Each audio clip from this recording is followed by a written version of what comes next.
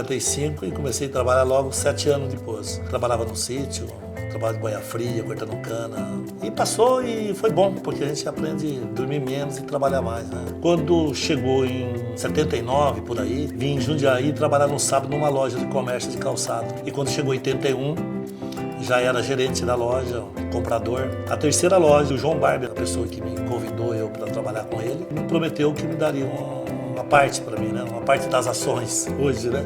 Na época eu não sabia não que eram as ações.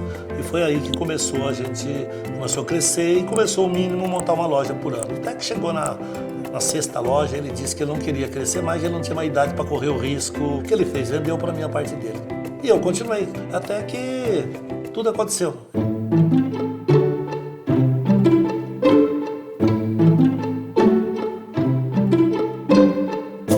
6 anos atrás, eu achei que precisava acreditar que era possível vender pela internet. A gente decidiu fazer uma página e colocar algumas coisas lá para vender. De repente a gente tinha tênis, só que vendia um par por mês, 2 pares por mês. A gente viu que não crescia a parte do material esportivo, foi o que nós colocamos, nós resolvemos pôr o feminino. E aí nós vimos que a resposta veio mais rápido. E hoje realmente assim, é uma alegria pra gente ver o que aconteceu com esse mercado. Muita gente entrou depois disso, mas a Passarela, por ser primeiro, se consolidou e não teve jeito, né? Nós temos uma grande equipe de profissionais hoje, são entre compradores, estilistas, vendedores, agentes, todos no mesmo objetivo de achar a moda rápida e ter junto com todas as grifes. Não a gente ir lá olhar e depois fazer igual, não, a gente está junto com eles.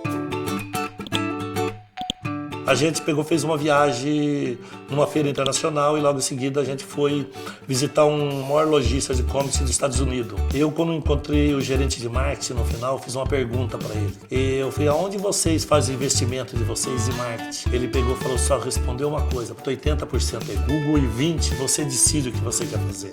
O Google, para nós, foi quase que um milagre, né, podemos dizer. Ele ensinou a gente a vender sapato pela internet, a mostrar para o consumidor que a gente estava ali para vender.